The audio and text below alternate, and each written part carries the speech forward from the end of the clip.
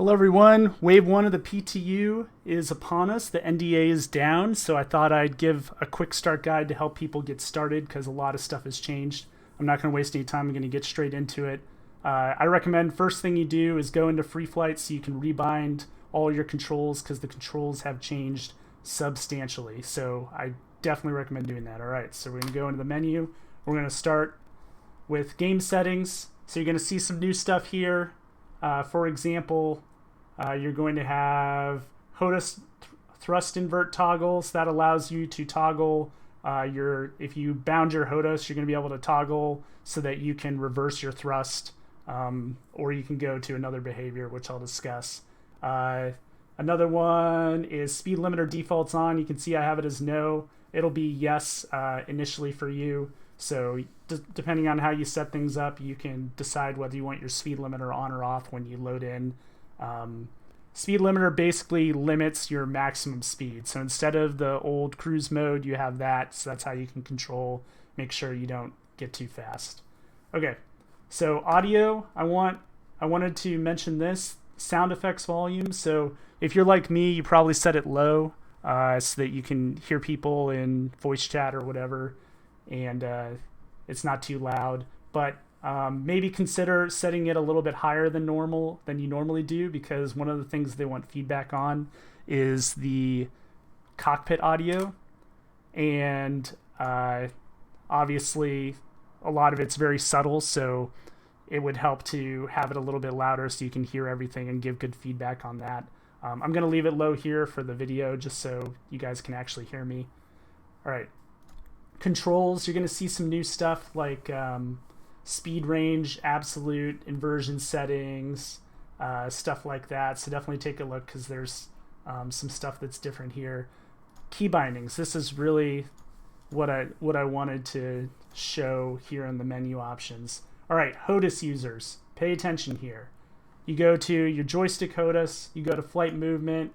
Okay, if you previously used throttle, and I mean the in-game throttle. So you're a HOTAS user, you have a physical throttle that you put your hand on, and you bound that to throttle in the game, right? So what you want to do to replicate that behavior is you're going to go down, you're going to bind it to throttle forward. Not throttle forward back, throttle forward. And that'll replicate that behavior. That'll make it so that you're controlling your forward speed directly, okay? And that'll be... so. For everybody else who use strafe to control their movement, just for these, it's strafe forward, strafe back, strafe forward, back. So if you're a dual stick user, you probably use strafe forward, back. You're going to want to bind it right here like I did, okay? You're going to see some other stuff here. Speed limiter increase, speed limiter decrease, speed limiter relative, controlled speed limiter absolute. That's like if you wanted to bind it to a slider or a knob or or like another throttle axis that you have. So that's what that is. Speed limiter relative is same thing, it's bound to an axis, but the amount that you deflect it corresponds to how quickly it's going to change on the screen. You probably don't want to mess with that unless you know what you're doing. Speed limiter increase and decrease, this is like using a binary input. So basically like how the old throttle used to work for keyboard W and S. It doesn't work like that anymore. But so you bind that. So I got this for 2 buttons on my joystick, so I can increase and decrease the speed limiter at will. Let's see what else. Cruise control, you're going to want to bind that probably. So what that's going to do, if you aren't a HOTAS user, so if you use dual stick or you use keyboard, then you're going to want a way to be able to take your hands off the controls and still keep moving forward, right? At least in coupled mode. In decoupled, you can do it anyway. So this cruise control is going to allow you to do that, and I'm going to show you how that works too. So you're going to want to bind that somewhere. And I think there's one more thing. I definitely want to show you this. And I'll show you this when I go back into the actual game. Look ahead, right? So this is going to be on by default, and most people are going to want to turn it off, and it's probably really annoying to most people. So it's under flight targeting, look ahead. Okay, here we go. So I'm back in the game here. This is look ahead. Oh, sorry. That's my mouse. I was using a mouse. All right, so I got look ahead off right now, but what it's going to do when you first load it in the game, it's going to be on like this. So I'm using my joystick right now. Let me just verify that my overlay is working. Yes, it is working. You can see that. Cool. So I'm using my joystick, and you got to look ahead on. So you're going to want to use that key binding that you bound and turn it off, probably, unless you like that for some reason. The circle around the gun cross there, you can't get rid of it. They know about it. They're working on it. So it's just something we got to live with right now. Okay. So that is the start. So now welcome to the, to the new flight model. So the way it works is, I guess the biggest change is how you control your speed. So if you look on the left over here, right, this used to be the speed tape. So now you are basically like not limited, 0 up to whatever 1200 and something, depending on your ship. You can do whatever you want, and there are various controls for giving you the precision you need. And this little readout here of your speed, it's no longer just in the forward direction. So if I go right, it's going to increase as if, it's omnidirectional. So it's giving me my true speed in any direction. If I go forward and right, it's going to be the magnitude of that vector, right? So before it was just forward speed, now it's everywhere, so that's something good to know. This red line here, it used to indicate where SCM speed was before, so you can see obviously you've got way more range than you did before. But right now that doesn't really do much, so I wouldn't worry too much about that. This white line, this white line indicates where your speed limiter is, so that's how you get the fine tuning, so basically like, you might not want the ability to thrust up to 1200 meters per second. You want a more fine area so that you can have more precision in that area, just like the old precision mode.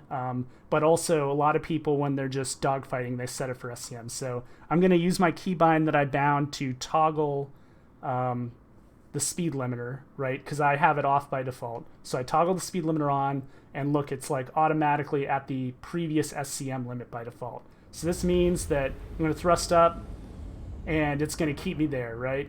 So it doesn't matter which direction. If I go left, it's going to do the same thing. It's going to keep me at that limit, right? So that way I don't accidentally go all the way up to 1200 meters per second unless I want to. If I want to, I can turn it off.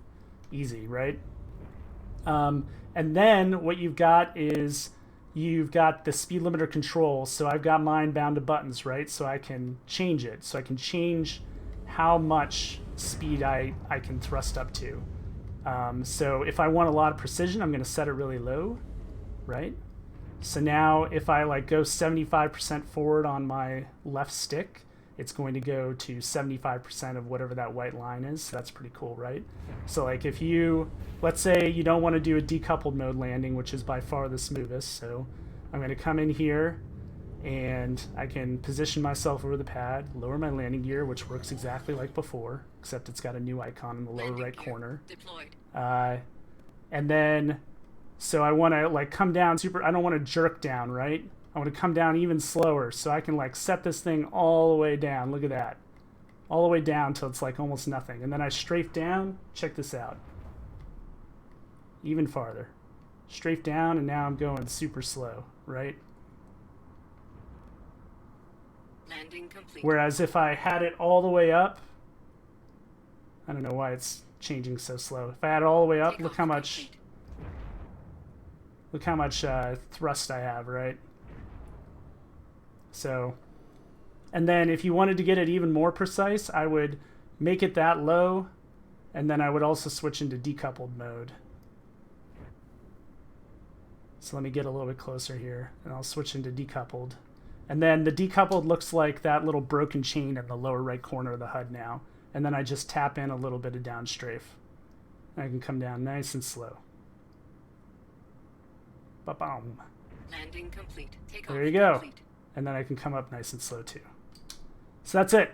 That's how the speed limiter works. So I still got my speed limiter on, and I can adjust it like this. And if you wanted to, not have to worry about it and just dogfight, you probably want to put it somewhere around there. And then if somebody's running away and you need to chase them, just turn it off. Boom. And you can go all the way up. There's no limitation. You can rotate. You can do whatever you want. There is thruster heating, which I'll get into in a minute. So that's it. So the meter on the right side is currently the boost. So if I use Afterburner, it'll see it went down to 95%. They might change that. It sounded like that was a pretty unanimous opinion that doesn't need to be there and something else can be there. So there is no more boost anymore. But there is no more Afterburner, as in a temporary thing that lets you go faster, because now you can just go as fast as you want. And then what was boost before is now called Afterburner. So using Afterburner now just gives you more acceleration. So the Hornet here is normally limited to 7.94 Gs. You hit Afterburner, it's going to double it. So before boost, so 15.9, right? I guess that doesn't add up exactly, but I think there's some rounding going on there. So before boost used to give you 50% more acceleration, now it gives you 100% more acceleration. So it doubles your acceleration, so it's a big deal. But there's a trade-off for that, which is overheat, which I'll get into in a minute. Let's see. What else? Obviously, like the limits are way different than they were before, so I got only 2.5 lateral in the Hornet here. I've got, hold on, that's the, oh, by the way, this is the G meter down here, in case you didn't know. So I got 2.5 lateral, I've got 3.9 up, and I've got 4 down, right? But I've got 7.9 forward, so that's a big difference. And I got 6.2 back. So the longitudinal axis is definitely like way more powerful than it was before on most ships. So that's way different than before. And we'll get into thruster overheat now. So you go here and you'll see your thrusters finally fully integrated for the most part. They're all the way at the bottom. So thruster main, so that's my main engine. And then these are the gimbaled ones. So you can see as I maneuver, you're going to see the heat in the upper right corner here. It's going to change. It's hard to see, I know. They need to fix that. So now I'm generating heat, right? And if I go into Afterburner, it's going to generate heat way faster. And then it's going to give you an overheating warning after about 2.5, 3 seconds. And then after like 4.5, 5 seconds, it will overheat. And you probably already saw it, but look at the thruster main as I do this, right? Look at what happens. So this is the power bar. So this is showing how much power is going in the engine. If I keep going like this, I'll get my 15.9 Gs, but watch, it goes to 0. See that? So basically my thruster overheated and it's shut off. So now I have no forward thrust. Let me do it again so I can show you that I have no forward thrust. And it depends on which one it. See, I got 0, so I have no forward thrust right now. Right? It's 0. I can't go thrust forward until it, and now I just overheated again. That's because I'm using Afterburner. If you don't use Afterburner, you're going to get like about a minute is what I determined. In heavy maneuvering, you'll get about a minute without Afterburner. With Afterburner, it's about 5 seconds. So that's a big deal, right? Okay. So next, let's see. So we went over the thruster heating. Oh, so like I said, if you do a lot of maneuvering after like a minute, even if you don't use Afterburner, or if you use Afterburner and then you go back to normal maneuvering, your thrusters will still be really warm and you could still overheat. So I'll use Afterburner and then I'll go back to normal maneuvering and it should let me overheat here. Let me use it a little bit more. Make sure I don't hit the border. Hitting the border in ace. Yeah, so now I'm not using Afterburner, but it can still overheat. No. And that's a problem. These maps were not made for really high speed limits. But basically, what I'm saying is if you use Afterburner, even if you stop using it before you fully overheat, you can still overheat by continuing to thrust without Afterburner. So if you want to keep yourself from overheating completely, the way to do it is to go into here. And so if I wanted to limit my main thruster's ability to overheat, I can go down 1 tick. We'll make it so that it's way harder to do. 2 ticks, we'll make it so it doesn't happen at all. So now, watch. When I go forward, I don't have 7.9 anymore. I got 5.9. But see that heat? It's still at 300. It's not climbing, right? So now you're safe unless you use Afterburner. So you will not overheat if you go 2 ticks down, but you will sacrifice some of your thrusties. And you can do that for your mains. You can do that for any of them you want. What I think CIG needs to do is make it so you can adjust all these a little bit easier and not have to do it every time. Maybe there can be presets, or you can adjust them all collectively or whatever.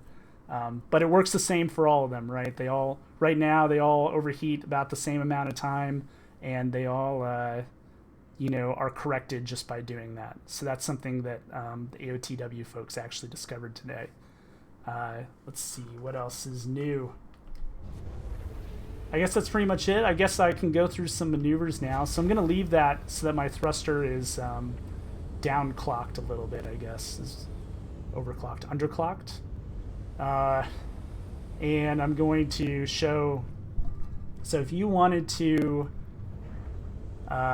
do vector changes, right? So now I think everybody's going to already know that you can use your mains a lot more effectively, since you get more thrust out of your mains. And let's say I want to do a turn, right? So I'm going this way, and let's say I want to go like 90 degrees to the right. So I want to go towards the spire. Well, I'm actually going to turn a little bit past the spire, so I'm using my mains more to affect the change. I don't know if that makes any sense. But the more you can use your mains, the faster your turn's going to be. And now I can actually point at the spire. And this is even more apparent in decoupled mode. Racing, it's one of my org mates said it's like flying with your ass. So you point your butt out in turns, using that overturn to sort of use your mains as much as possible. And then in combat, you can do the same thing to sort of get closer to an opponent and cut through the middle of a circle strafe. But there are some issues with that. It's not quite balanced correctly with the accelerations and everything yet, so they're still working on that so that you can actually break up those circle strafes that are inevitable with accelerations that are much lower than before. So I think that's pretty much it. And obviously, like, if you have any questions, you can reach out to me. You can do it on YouTube. You can on Discord. I'm Whitesnake, number or #001 0001, and then I'm at Whitesnake on RSI. And let me know if you have any questions. Thanks. Have a good one. Bye.